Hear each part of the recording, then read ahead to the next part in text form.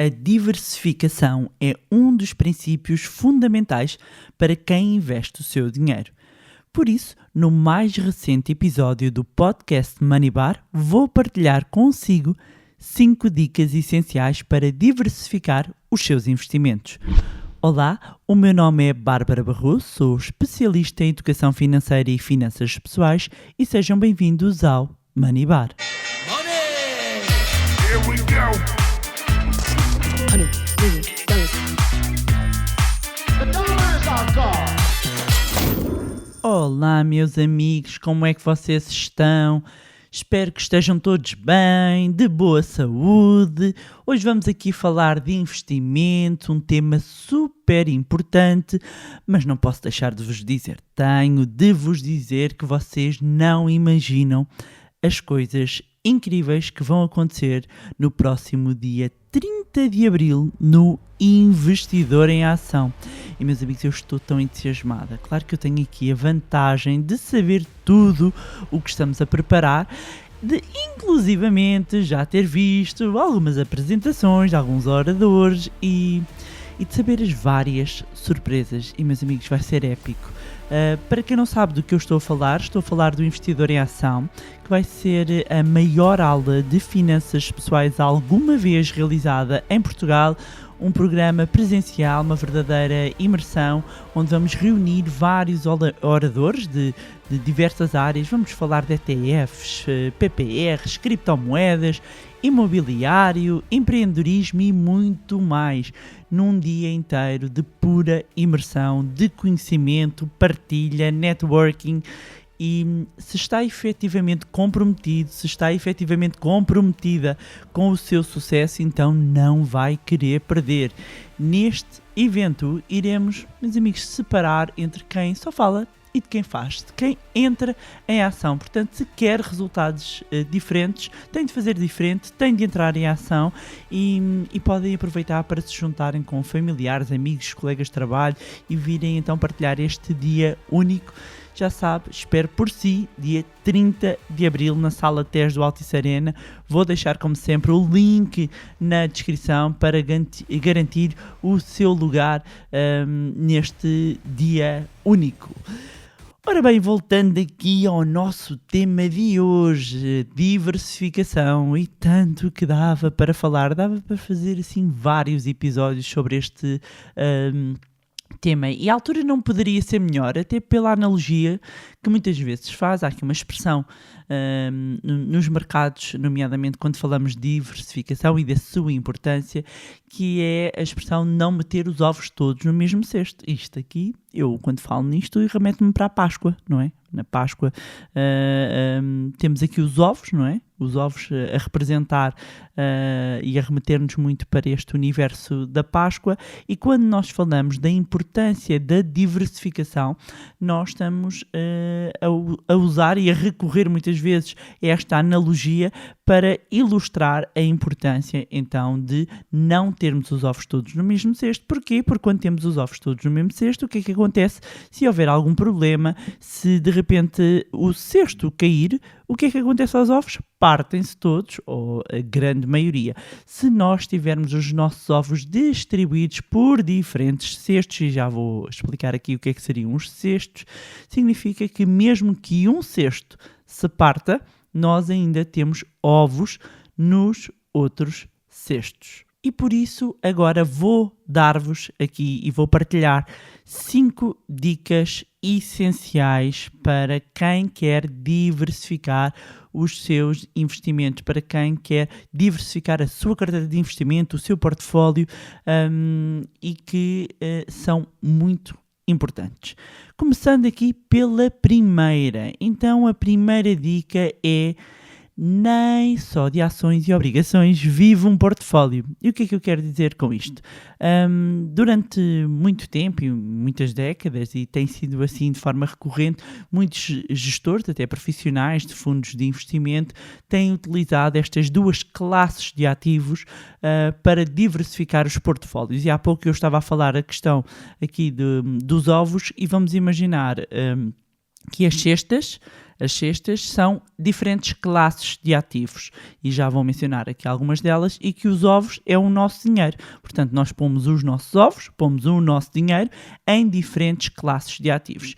E as duas mais mencionadas, a que mais gestores profissionais, inclusivamente, recorrem para diversificar as suas carteiras, são as ações e as obrigações. E isto porque durante anos, e não vou entrar aqui na parte de estarmos ainda num ambiente de taxas de juros baixas, ainda que elas já estejam a subir, mas termos chegado aqui a uma situação de juros negativos, o que acabou por baralhar aqui um bocadinho a correlação entre as ações e as obrigações, mas a verdade é que, como elas por norma, estas duas classes de ativos tinham comportamentos distintos em diferentes ciclos económicos, portanto, se nós estávamos num determinado momento em que as ações estavam a valorizar, significava que as obrigações tenderiam a ter retornos mais baixos, e quando estamos aqui perante períodos de maior incerteza, haveria aqui uma migração, digamos, do dinheiro dos fundos para as obrigações,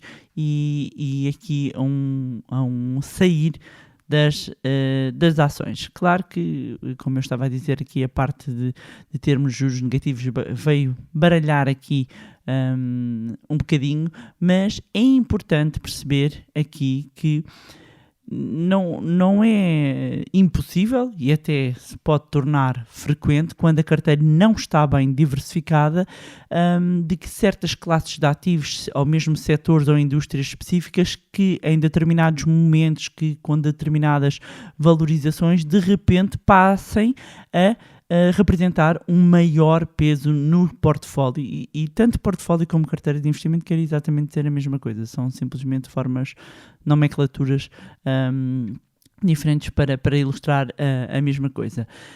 Mas voltando aqui, então, por vezes pode acontecer, e acontece, se nós de repente temos aqui uma valorização muito das ações, independentemente, vamos imaginar que definimos 50-50, 50% do nosso portfólio dedicado a ações, 50% a obrigações.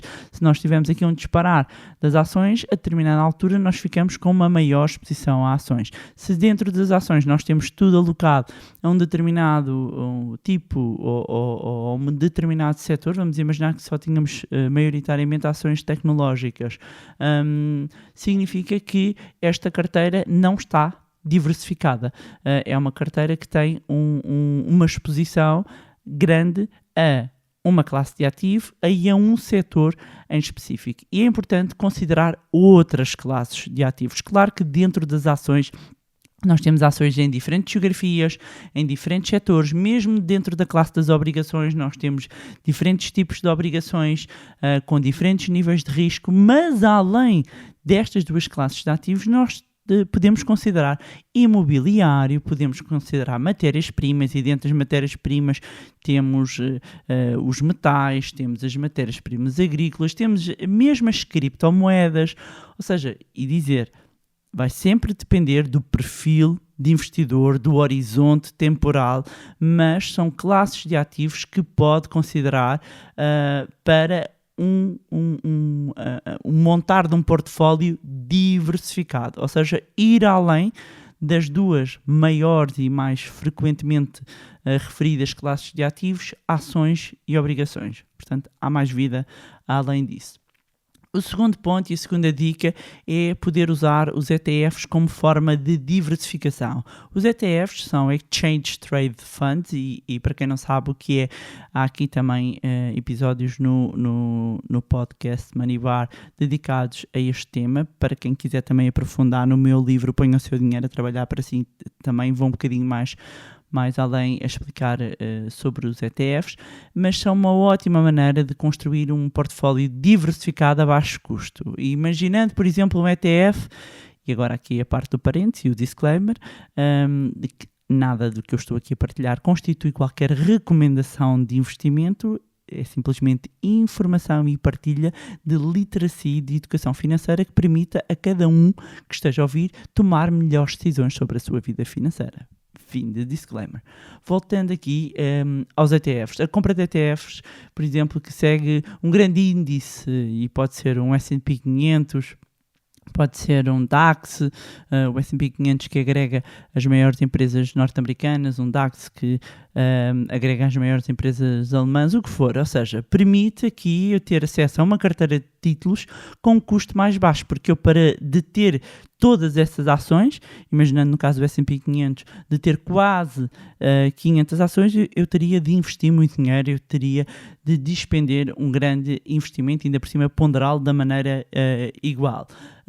E com ETF é mais fácil, inclusivamente, tentar construir um portfólio do zero e mais fácil do que monitorizar cada uma das empresas. Além disso, se tiver interesse em ter exposição a uma indústria mais específica ou setores, também é possível fazê-lo através destes instrumentos, porque existem ETFs temáticos. E claro que estes ETFs temáticos, mesmo em termos de custos, tendem a apresentar um custo ligeiramente superior àqueles que vão espelhar, mimetizar, replicar os grandes índices, os índices mais populares, mas é possível construir uma carteira de investimento, um portfólio recorrendo a ETFs, e há ETFs inclusivamente de obrigações, ou seja, fazer toda uma carteira só com ETFs. Terceira dica, o cash também faz parte. O cash, o dinheiro vivo mesmo, também faz parte. Aliás, muitas das vezes quando falamos em classes de ativos, falamos até em três. Portanto, ações, obrigações e cash. E depois é que entram, quando começamos a alargar a mais classes, se passarmos para 5 classes de ativos, já vamos incluir possivelmente as matérias-primas e vamos incluir imobiliário. Se alargarmos a mais, já podemos ir para hedge funds, já podemos ir inclusivamente para criptomoedas também. Mas o cash faz parte e o dinheiro é muitas vezes esquecido na construção de um portfólio, nomeadamente nos pequenos investidores, mas é uma classe relevante e embora que seja quase certo, não é, que o dinheiro está ali parado, vai perder valor ao longo do tempo, não é? Por causa da inflação, ele pode ser aqui um fator de proteção em caso de desaceleração do mercado. E eu pessoalmente vejo sempre numa ótica de fundo de oportunidades. Ter sempre uma parcela de dinheiro para que quando há uma crise, para quando existe aqui uma queda nos mercados, eu vou usar esse fundo de oportunidades para reforçar o meu portfólio, para rebalancear o meu portfólio, para investir em alguma classe de ativos que me interesse de ter e que eu posso comprar a melhor preço. Quarta dica é pensar de forma global e não correlativa. E o que é que eu quero dizer isto? É olhar para a carteira de investimento e olhar para o seu portfólio de uma forma global, ou seja, não olhar única e exclusivamente para um mercado, não olhar única e exclusivamente para o mercado onde vive e olhar para os Estados Unidos, olhar para a economia de uma forma global, olhar para a Europa, olhar para os mercados emergentes, porque também este investimento em diferentes geografias é uma forma de diversificação e é uma forma também de se proteger melhor relativamente a eventos negativos, porque um evento negativo que acontece no mercado emergente pode não afetar, apesar de hoje em dia com a economia global acabamos por estar todos afetados, não é? Mas pode resistir melhor a Europa a algo que está acontecendo no mercado emergente, pode resistir melhor os Estados Unidos a algo que está acontecendo na Europa. Portanto, olhar para o mundo e para as geografias como uma forma de diversificação é muito importante. E aqui mencionava a questão da não correlação. A não correlação, e quando nós escolhemos diferentes classes de ativos e subclasses de ativos que tenham uma menor correlação, significa que eu vou diminuir a volatilidade da minha carteira de investimento, vou diminuir o risco também do meu portfólio e vai permitir que, se eu tenho dinheiro investido num determinado mercado, num determinado setor e ele for afetado, eu não tenho, lá está, o meu dinheiro todo neste cesto e posso até estar a perder neste, mas é compensado o dinheiro que eu tenho noutros cestos.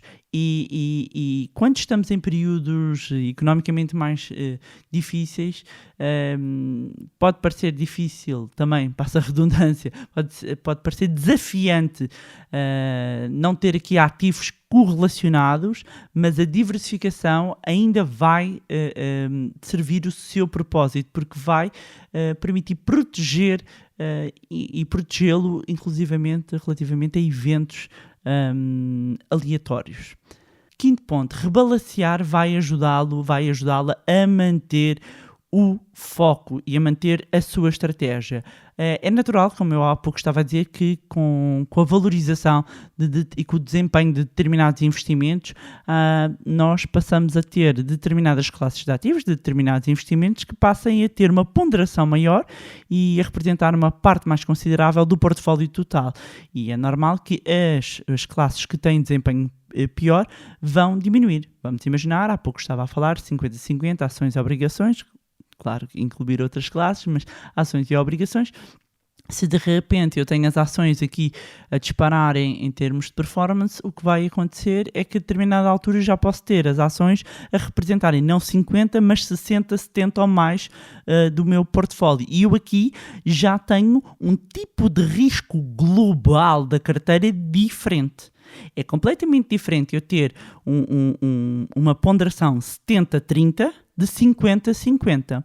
E por isso há que rebalancear. Para manter um portfólio diversificado, há que reequilibrar, rebalancear a carteira ocasionalmente e voltar aqui a pôr on track, quase a ajustar o peso que cada classe de ativo que nós determinamos no início, e é importante que isto seja determinado no início, e é por isso que há um conjunto de pontos e tópicos que eu menciono vezes e vezes sem conta, que há quem ache que é só conversa. Não é só conversa, meus amigos. Isto é importante, seguir as etapas. Sempre que alguém tenta saltar etapas, há de haver um momento em que se vai espalhar. E o espalhanço é grande. Acreditem, 17 anos dá para ver muita coisa. E com algumas crises, saltar etapas não corre bem, amigos. Não corre bem. Portanto, é importante sempre nós sabermos os objetivos, conhecemos o nosso perfil de investidor e saber quanto é que temos para investir. Ou seja, várias coisas que tenho falado aqui, várias coisas que eu falo no meu livro, várias coisas que os meus alunos, e um grande beijinho aqui para todos os meus alunos e mentorados, sabem, e que eu volto muitas vezes às bases, mesmo quando já estamos num nível de análise de valores intrínsecos, muito mais sofisticado em termos de análise. Eu gosto sempre de voltar à base, porque é muito fácil, então, quando já estamos aqui numa parte mais aprofundada de conhecimento, esquecer a base. Mas eu fico sempre muito feliz quando, inclusivamente, mesmo nos meus alunos e mentorados, saber que eles não esqueceram a base, porque os resultados depois vêm-se, ok? E, portanto, rebalancear o portfólio pode fazê-lo ocasionalmente, ou seja, voltar aqui às bases que definiu para o seu perfil, para a maneira como quer ter o seu portfólio, e não precisará fazê-lo, sei lá, mais do que trimestralmente, não é? É um erro estar a olhar para a carteira de investimento e para o seu portfólio todos os dias, ok? A não ser que esteja a fazer day trade, fora disso não vale a pena, só causa ansiedade. Okay? Mas deve verificar pelo menos 2 vezes por ano. 2 vezes por ano, olhar para ver como é que estão aqui os seus investimentos. ok? E eram estas as dicas que eu tinha para trazer-vos neste mais um magnífico episódio do podcast Money Bar. Reiterar então que espero por vocês no dia 30 de Abril na Sala TES do Altice Arena para a maior aula de finanças pessoais em Portugal, Investidor em Ação. Já sabem também que podem continuar a acompanhar-nos nas nossas redes sociais, Facebook, Instagram, Telegram também. Vou deixar, como sempre, os links de tudo na descrição. Não se esqueçam, subscrevam a nossa newsletter. É através da nossa newsletter que nós revelamos todas as novidades. Mais uma vez também, não se esqueçam de subscrever o podcast onde estiverem a ouvir. E se gostaram do conteúdo e acham que vai ser útil a outras pessoas, partilhem. Quanto a nós, encontramos no próximo Money Bar. Money! Here we go! The dollar